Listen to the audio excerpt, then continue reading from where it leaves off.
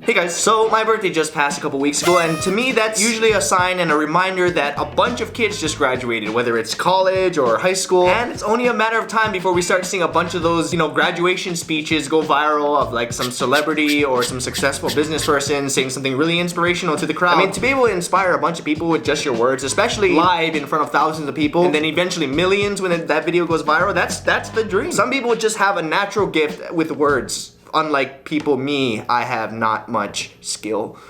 And it's not like I haven't been given the opportunity to do it. My old high school asked me to speak a bunch of times at their graduation, and for some reason other high schools that I even go to wanted me to speak at theirs, even some colleges, which is pretty ironic considering I'm a college dropout. And I've turned them all down. It's not because I didn't want to do it or because I hate public speaking. I can force myself to speak in public. I turned them down because I honestly believe that if I were to give a speech at a graduation ceremony, I would probably ruin it. Or so I've been told by people that I've shown my rough speeches to. Most of you guys already know, but I am pretty realistic and honest, and that's not the best qualities to sound inspirational. Like, those sports movies, like right at the end of the movie where they have their biggest, toughest opponent, and then the coach or like a player stands up and gives some inspirational speech that just gets everybody pumped up and fired up and just ready to go and beat this team. Yeah, I could do that too, but at least I'll be honest about it. I personally think that being realistic and honest is more inspiring because you're not being lied to.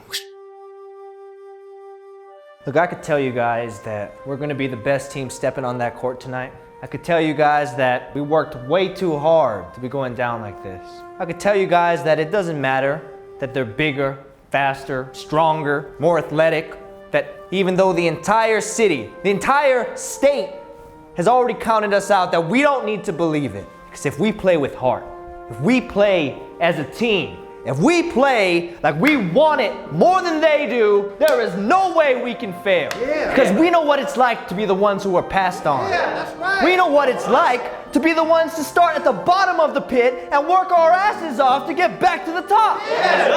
We've been fighting uphill our whole lives and we're still here. I can tell you all that no one who's never been on the bottom can keep up with people who have and overcame it. But I'm not going to tell you all that, because we all know it's not accurate. What I can tell you, the truth. We will be the second best team on that court tonight. We will play as a team, but so will they. And they've been playing together longer than us. And yes, of course we will want it, but probably just as much as they do, because they want to win too, right? Because wanting something does not warrant getting. Johnson. Yes, coach. When you asked that girl to prom that night, did you want her to come with you? Yeah. And did she? No. Exactly. Callahan. Yes, coach? You're the shortest guy on the team, maybe the entire school. Did you want to be 4'2"? No. And yet you still are, aren't you? Mr. Guli Xiaoling.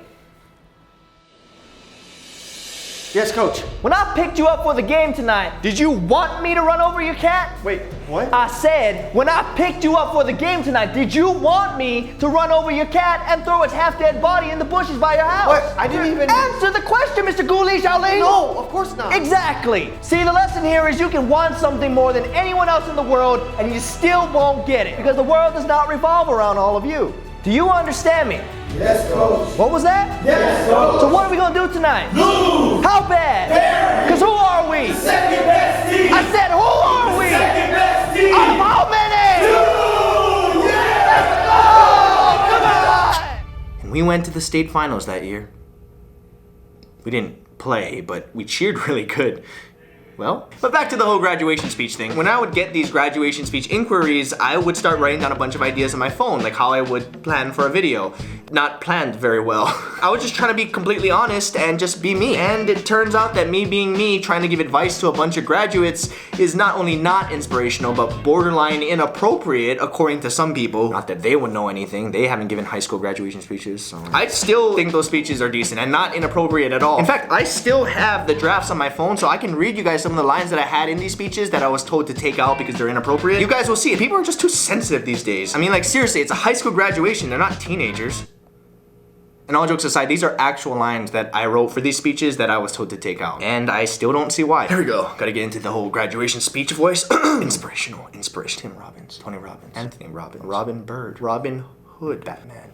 What am I doing?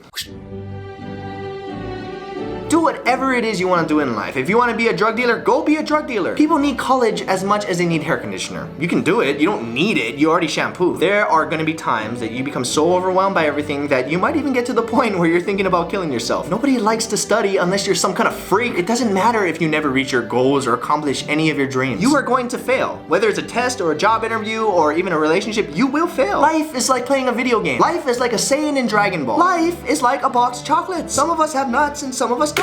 Well, okay, yeah, I can understand why I was recommended to take out some of that stuff. Not everyone is gonna get the Dragon Ball or video game references, let alone the Forrest Gump thing. I don't see what's wrong with the rest of it. Okay, fine, hearing it back now, I can see how out of context it sounds a little inappropriate, but it really isn't. In reality, it's not something that high schoolers haven't already heard. They have the internet. I just feel like people these days are so quick to get upset over every little thing, and if they were to just take the time to really listen to what's being said, they might find that they're getting mad and raising an uproar over pretty much nothing. Something that is not even being said, something that's being created in their own head. And for that exact reason, that's why I will never give a high school graduation speech. Even though it's one of my life goals and one of my dreams, I am not willing to censor myself. Some of us have nuts and some don't. What's wrong with that? I mean, when I was writing those speeches, I was just thinking what I would say to my high school self, and he was fine with everything, okay? He didn't have any problems, even though it was not the most inspirational. He got it. He appreciated the honesty, and honestly, he got all the references because he is me. Wait, that's it. Me! I don't need to go to an actual graduation ceremony. I don't need to give some beautifully crafted, well-written, appropriate speech to the class of 2018. I can just give a poorly written, not appropriate, yet honest speech to the class of 2008 me's. I mean, not like 2008 different me's, I meant like me from 2008. So I would be speaking to myself as a high school graduate, and you know, I'm not gonna waste the time to clone 1,000 different me's. And now, please welcome our next speaker, Mr. Ryan Higa.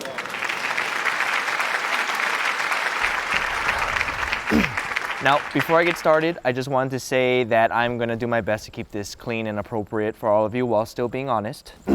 Good evening, class of 2000 and... Actually, it's still afternoon. It's just really cloudy right now, so it looks kind of dark. Shut the f*** up! Sorry, let me just... Good afternoon, class of 2008 me's. Now, I know because I was all of you 10 years ago that you don't like long speeches because of the whole ADHD thing, so I will keep this short and straight to the point. You got the new iPhone? Yep, the 4, not even out yet. What? Hey, come on.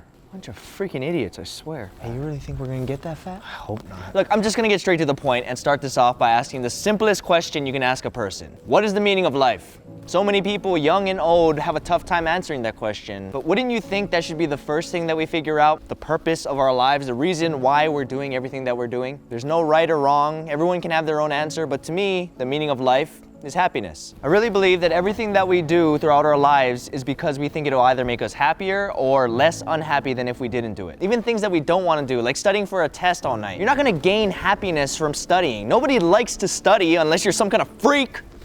You do it because you think it will eventually lead you to happiness, just like everything else that we do. Studying will help you pass a test, and you'll be a lot happier if you pass a test than if you fail. Passing a test will lead to better grades. Better grades leads to better colleges. Better colleges increases your chances of securing a better job.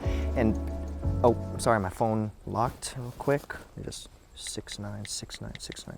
Better colleges increases your chance at securing a better job that makes more money, so you get a nicer car or a nicer house or eat at fancier restaurants, whatever it is you want to do later in life. Everyone does what they do because they think it's going to make their overall lives better than if they didn't do it. And the reason why I bring this up and why I think it's so important to understand the meaning of life is because life is going to become more and more hectic when you go off on your own. There's going to be so many more things that you have to think about that you never had to think about as a kid. And there's going to be times that you get so overwhelmed by everything that you might even get to the point where you want to kill yourselves. I know I have. Because life is like a box of chocolates.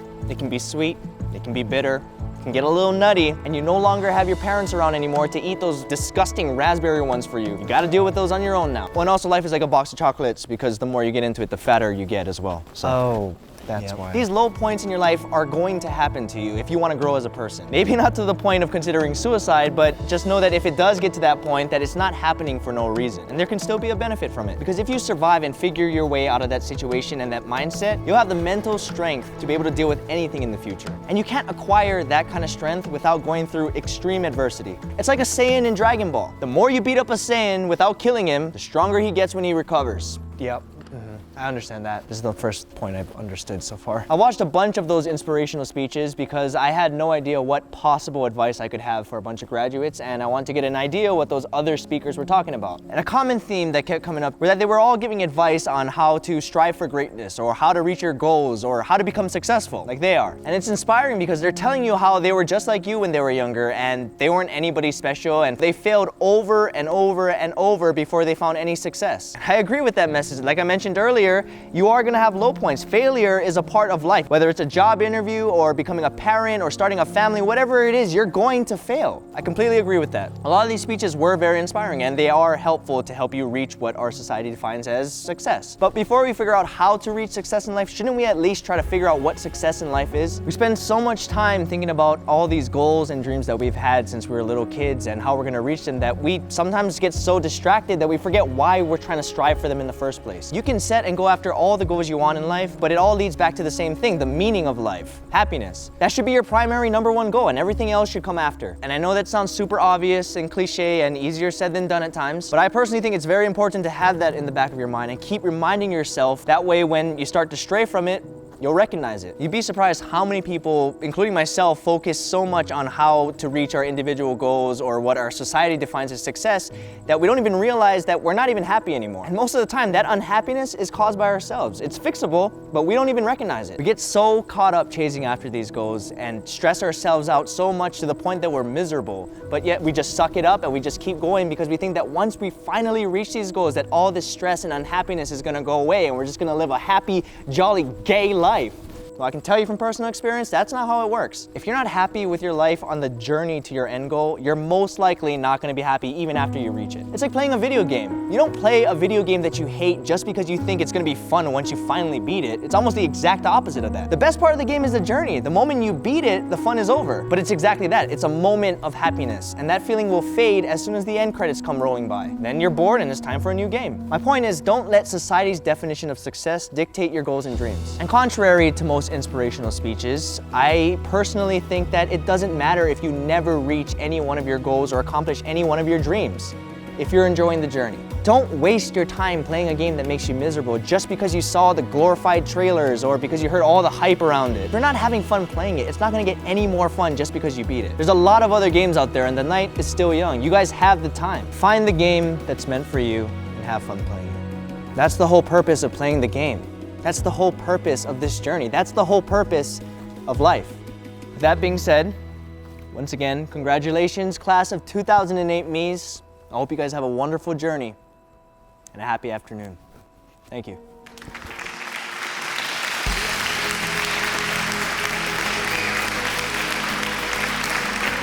I just have to say, that speech was really long, so it's not afternoon now, it's actually evening. You know, you f***ing disrespectful piece of shit. I hope you never find your game.